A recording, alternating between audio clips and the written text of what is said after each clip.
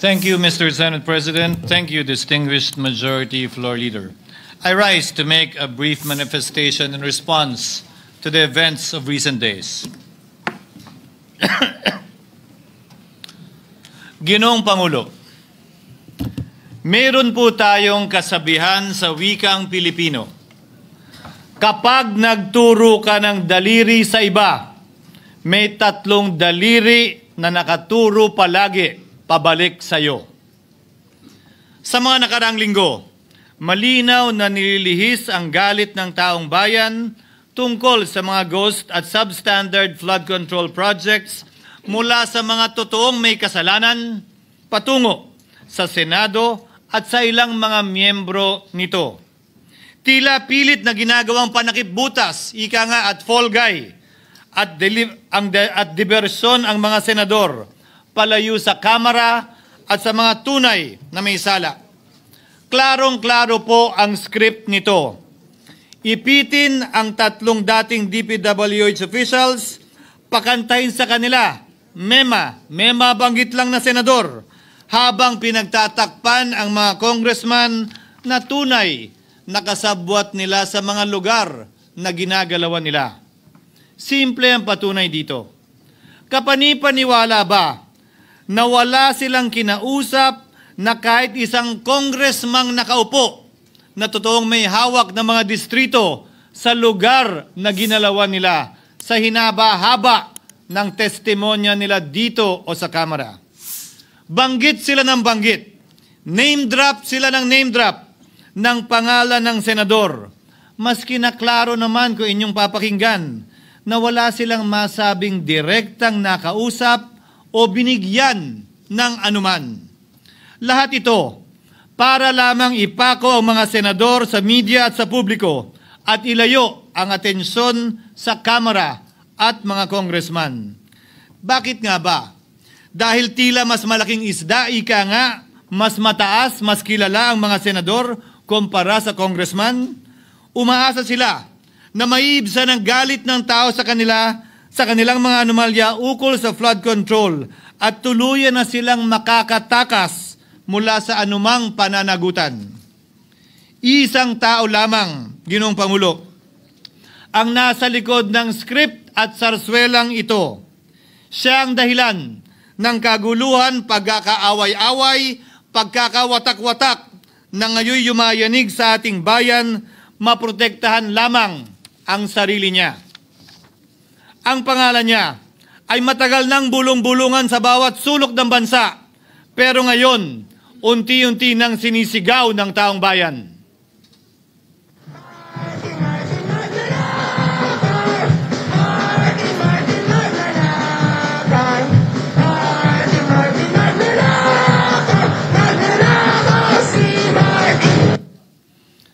Pero Ginoong Pangulo, minamahal kong kasamahan, bakit tila sa Kamara, dito mismo sa Senado at sa ilang media ay hindi pa din nila kayang sambitin ang pangalan niya? Pues, sasabihin ko, Martin Romualdez.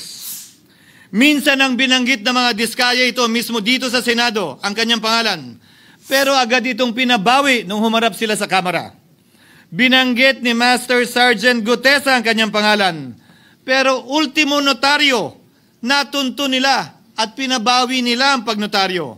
Buti na lang, huli na't nasabi na niya ang pangalan ni Martin Romualdez na pinanumpan dito mismo sa ating Blue Ribbon Committee.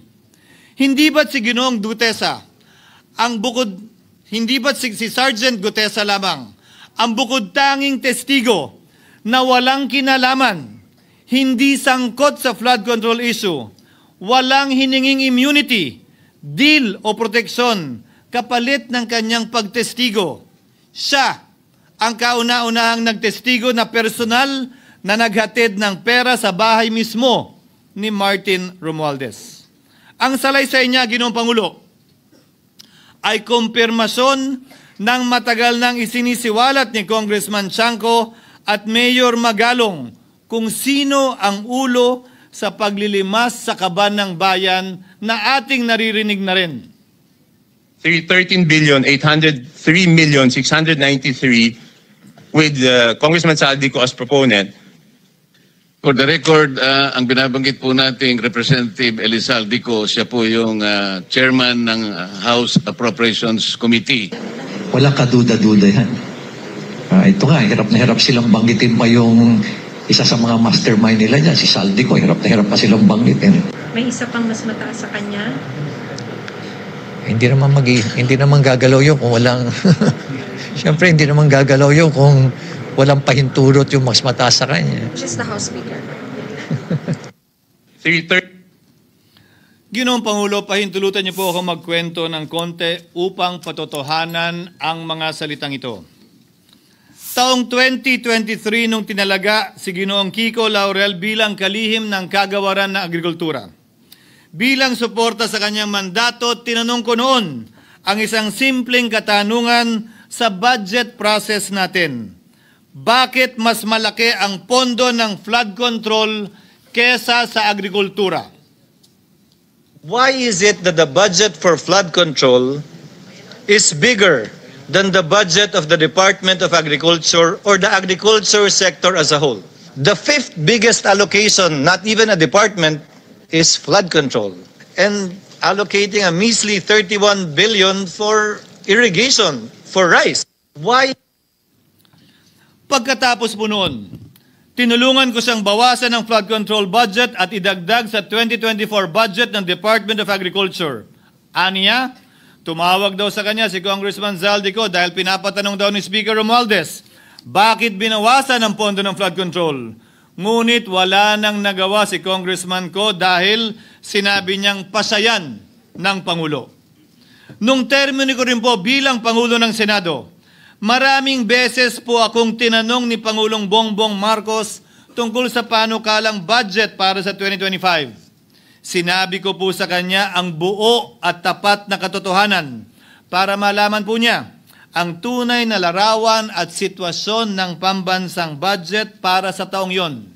Ito marahil, Ginoong Pangulo, minamahal kong kasamahan, ang isa sa mga dahilan kung bakit pinag-utos ng Pangulo ang pag-veto at pag-for late release o FLR at pag-hold ng malaking bahagi ng budget nila. Marahil, isa rin ito sa mga dahilan kung bakit ninais ng Pangulo na matanggal si Congressman Zaldico bilang chairman ng House Committee on Appropriations dahil sa mga inilahad ko at marahil na-discover din ng Pangulo kaugnay sa 2025 budget. Hindi malayo, Ginoong Pangulo, na naganap din ang mga ito noong 2023, 2024 at mga nauna pang budget kung saan napakaraming ghost at substandard projects ayon kay Secretary Vince Dizon at ayon mismo sa talumpati ng ating kasamahan na si Senator Ping Lacson. Ngunit marahil ay walang naglakas loob na sabihin ang katotohanan kay Pangulong Marcos o magsumbong sa kanya kaugnay sa ilang mga bagay na ito bago ako. Nais ko din pong kumpirmahin ang sinabi ni Congressman Toby Chanco na ang pag-file ng impeachment complaint laban kay Vice President Sara Duterte ginamit na paraan ni Speaker Romualdez para mag-release ng pondo nila na naka-FLR or for late release bago mag-eleksyon. Maski na alam po niya na hindi po ito kayang talakayin ng Senado hanggang sa Hunyo pa mula nung simula. Ulitin ko, ginamit ni Martin Romualdez ang FLR at ang pangalan ng Pangulong Marcos upang itulak ang kanilang unconstitutional na impeachment complaint. Sabi nila, pumirma kayo dahil kung hindi lalabas ang pondo nyo na naka-FLR bago mag-eleksyon. Subalit, Ginoong Pangulo, hindi ito umubra. Hindi ito umubra dahil tinanggihan ito ni PBBM. Sinabi niyang walang ganyang uri ng usapan at sinabi niyang hindi niya gagawin yon. Kaya't hanggang ngayon, nananatili pa rin for late release ang mga questionableng pondo nila. And that is why, Mr. President, distinguished colleagues, at the height of the impeachment controversy and amidst the passion of some sectors to remove the Vice President at all costs, I urged prudence and level-headedness because I knew that greed and not accountability was the reason behind it. In the end, Mr. President, the Supreme Court vindicated us. The Supreme Court vindicated us by saying, among others, quote, "There is a right way to do the right thing at the right time. This is what the rule of just law means." Close quotations. Ginoong Pangulo, sinisi po sa akin ni Speaker Romualdez ang pagkakatanggal kay Congressman Zaldico. Sinisi po niya sa akin ang pag-FLR or for late release ng kanilang mga proyekto. Sinisi po niya sa akin ang pagkakadismiss ng impeachment complaint laban kay VP Sara na nakikita niyang makakatunggali niya sa susunod na halalan. Sinisi din niya po sa akin ang pagkakasira ng kanilang maitim na balakin sa 2025 budget na nagawa nila ng walang balakid na mga nagdaang taon. Ginoong Pangulo, naging tapat ako at ginawa ko lamang ang aking tungkulin. Kung ano ang tingin kong tama at nararapat para sa bansa at sa sambayanan. Subalit, sa kabila po nito, nagsimula na ang lahat ng bira, paninira at kaso laban sa akin at sa Senado. At ang nasa likod ng lahat ng ito, walang iba kung hindi si Martin Romualdez. Ika nga ni Mayor Magalong na ngayon lamang nakita ko sinisiraan na rin ngayon. Bakit ko ba nilabanan at binisto sila Speaker Romualdez mula noon hanggang ngayon kung kasabwat at kasapakat lang din nila ako? Hindi ko po gagawin yun. Sa pinasangkig ng tennis court, ang nasabing gusali sinimulang pinatayo noong ika-6 ng Oktubre taong 2022 at ang kontraktor, ang St. Gerard Construction na pagmamayari ng mga diskaya na nasangkot ngayon sa mga maanumalyang flood control projects. Dahil dito, kwenasyon ng ilan ang pagiging special advisor ni Mayor Benjamin Magalong sa ICI. Lalabanan ko ba yung anlalakas na yan, sila Speaker? Lalabanan ko ba yung mga mayayaman na yan? Kung ako'y bulok, I fought for what is right. Ano nga ba ang ginawa nila sa akin? Una, hinalungkat ang isyu ng campaign contribution na tinanggap ko mula sa isang individual na may-ari ng kumpanyang nakakuha ng kontrata sa gobyerno. Inipit niya ang budget ng COMELEC sa Kamara dahil dito at binusisi ang di umano kaso kong ito. Subalit, Ginoong Pangulo, tulad ng sinabi ko sa simula ng aking talumpati, kapag ka nagturo ka ng daliri kanino man, may 3 daliring nakaturo pabalik palagi sa iyo. Anong nangyari? Hindi ba't biglang may lumabas na ulat ng PCIJ na ang dami naman palang opisyal, hindi lang senador, mas mataas pa ang tumanggap din ng ganong uri ng kontribusyon noong 2022 elections? Ang tanong ko ay simple. Kung legal at walang mali sa ginawa nila, edi dapat legal din at tama ang ginawa ko. Pero bakit ako lang ang iniimbestigahan tungkol dito? Higit pa doon, Ginoong Pangulo, hindi ba tayon kay Mayor Magalong merong 67 na miyembro ng Kamara na kontraktor? Ito po ay mga miyembro ng Kamara na may construction firm na nakakuha ng kontrata sa gobyerno. Kung bawal talaga ito, ibig sabihin ba niyan, bawal na nilang gastusin ang sarili nilang pera para sa kanilang sariling kandidatura? Bakit hindi din binubusisi yun? Bakit hindi inaalam yun? Ako lang talaga? Pangalawa, inintriga ni Martin Romualdez ang dating liderato ng Senado dahil sa pagkakaupo at pagdinig ni Senator Marcoleta sa Blue Ribbon Committee dahil marahil sa pananaw niya ay hindi siya safe kay Marcoleta. Ngunit, Ginoong Pangulo, sa hindi niya inaasahang pagkakataon, nung araw ding yun, nagsalita ang mga diskaya, pinangalanan ng 17 congressman na kasosyo niya, kabilang ang pagbanggit na naman ng pangalan ni Martin Romualdez. Karamihan sa mga kawani ng DPWS na nabanggit sa itaas ay paulit-ulit na binabanggit ang delivery ng pera ay para sa kay Zaldico na dapat at least 25%. Si Kong Marvin Rillo naman ay ilang beses na binabanggit ang pangalan ni Speaker Martin Romualdez bilang kanyang malapit na kaibigan. Isa na naman po itong patunay, Ginoong Pangulo.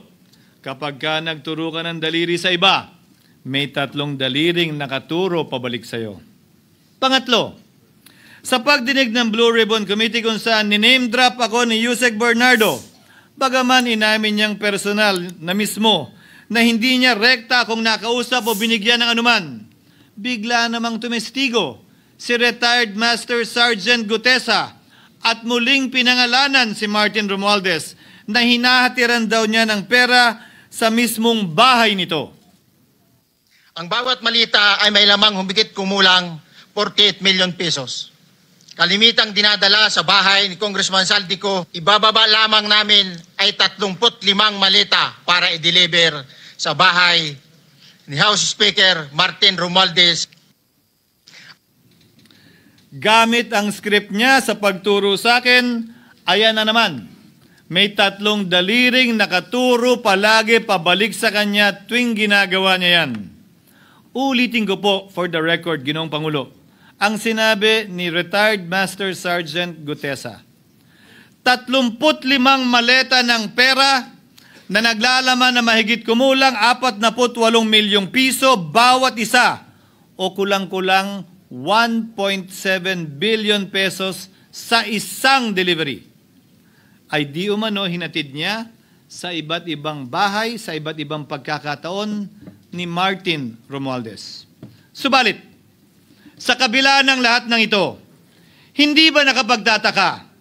Bakit hindi sinasama si Martin Romualdez sa anumang investigasyon?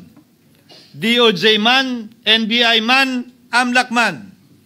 No ako po ay pinuntahan, no ako po ay dumalo sa imbitasyon ng ICI bilang resource person, binanggit ko at tinanong ko din ito sa kanila. Ganito ba katindi ang kapangyarihang hawak ni Martin Romualdez? Na bagaman hindi siya speaker, tila the name that cannot be mentioned pa din siya at nagagawa pa din niya ang nais niya kaugnay sa isang mapamiling hustisya o selective justice. Halimbawa, bakit ang daming kondisyon bago ipasok ang mga diskaya na nagpangalan sa maraming congressman sa witness protection? Pero pag si Alcantara, Hernandez at Bernardo, walang ganong kaparehong kondisyon. Bakit hiniling agad ang freeze order di umano para sa asset ng mga name drop na senador? Pero maliban kay Congressman Zaldico na mukhang nilalaglag na nila, ni isang congressman walang request para sa freeze order. Pagdating naman kay Martin Romualdez na dineliveran ng bilyong piso sa bahay mismo niya, ang sabi ay, quote, "We will work on it lang." Bakit interesado ang lahat sa 6 na senador na idadawit di umano ni Bryce Hernandez na handang-handa tayong alamin sana kung sino-sino sila para mapagpiestahan natin sila? Pero nung sinabi ni Bryce na hindi pala senador, kung hindi kongresista lamang ang papangalanan niya, aba, biglang naglaho ng parang bula ang atensyon. Parang wala na nagtanong. Parang wala nang interes para alamin, sino-sino nga ba yung mga yan?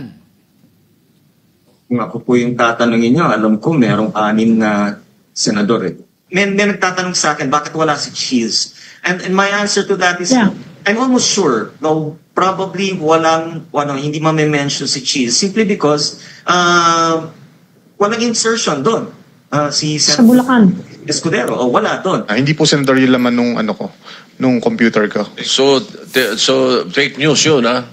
May 6 na senador na nunumbrahan mo daw. Mga congressman yung nasa computer mo. Yes, yung nasa computer ko po, congressman po. Okay, thank you.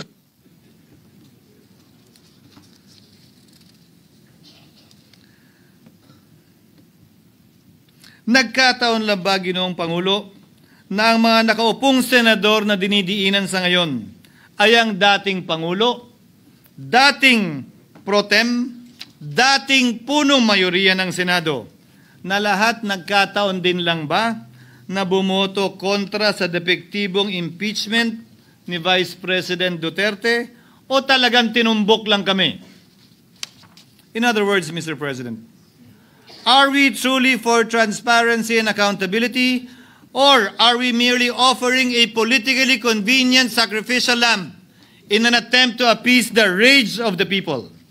What is painful, Mr. President, is that along the way, reputations have been disparaged and tarnished. Innocent persons have been implicated, and the Senate is slowly but surely being destroyed. Nagkataon lang po ba na ang lahat ng ito o ito'y sumusunod sa isang script, direksyon at basbas ni Martin Romualdez? Sa kanyang script na naglalayong ilihis ang galit ng bayan mula sa kanya at sa mga kasabwat niya at ituro ito sa Senado at mga senador.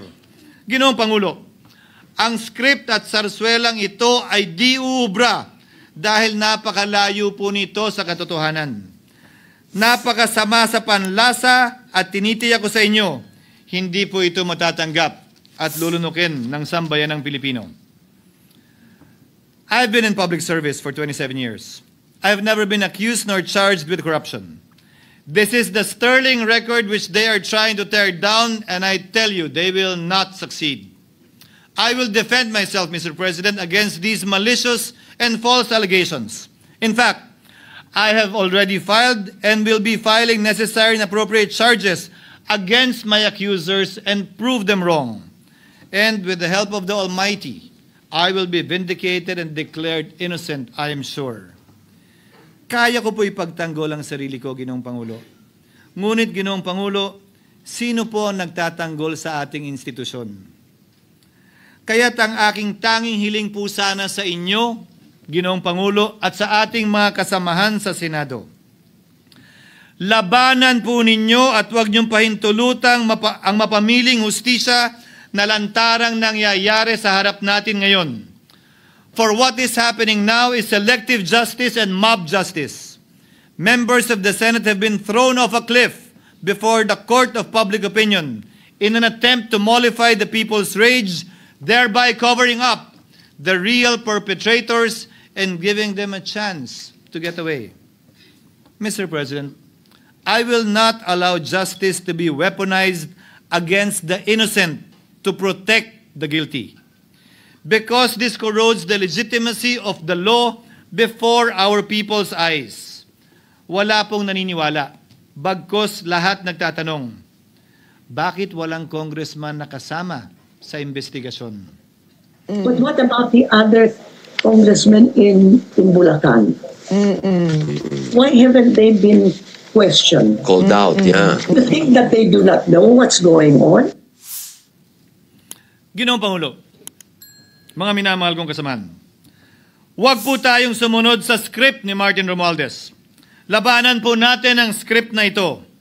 Pasagutin at imbestigahan lahat ng niname drop at nabanggit, congressman man, senador man at iba pang opisyal, at dapat kasama dito si Martin Romualdez. Ginoong Pangulo, hindi ba natin nakikita na pili tayong pinag-aaway-away? Mayaman, mamamayan laban sa lingkod bayan, lokal laban sa nasyonal na opisyal, congressman laban sa kapwa congressman, at ngayon, senador laban sa kapwa senador, pamilya laban sa pamilya, Pilipino laban sa kapwa Pilipino. Ginoong Pangulo, tandaan po natin, mas madaling manipulahin at ang nag-aaway at nagkakawatak-watak na bansa. At ito ang eksaktong gusto nilang mangyari. Ito, sa aking paniniwala, ay bahagi pa din ng script at sarswela na nais palaganapin ni Martin Romualdez upang lituhin, guluhin, linlangin at sirain ang ating lipunan at bansa para lamang huwag siyang mabisto. Sana ay huwag nating payagang mangyari ito. Ginoong Pangulo, tulad ng sinabi ko sa simula ng aking talumpati, sa kada mapang-akusa at mapanghusgang daliri na ituturo ninyo sa inyong kapwa, lalo na kung walang basihan, merong 3 daliring palaging nakaturo sa iyo pabalik. Sana po, maging mapanuri tayo. Huwag dali-daling magturo at maghusga dahil lamang sa napakinggan.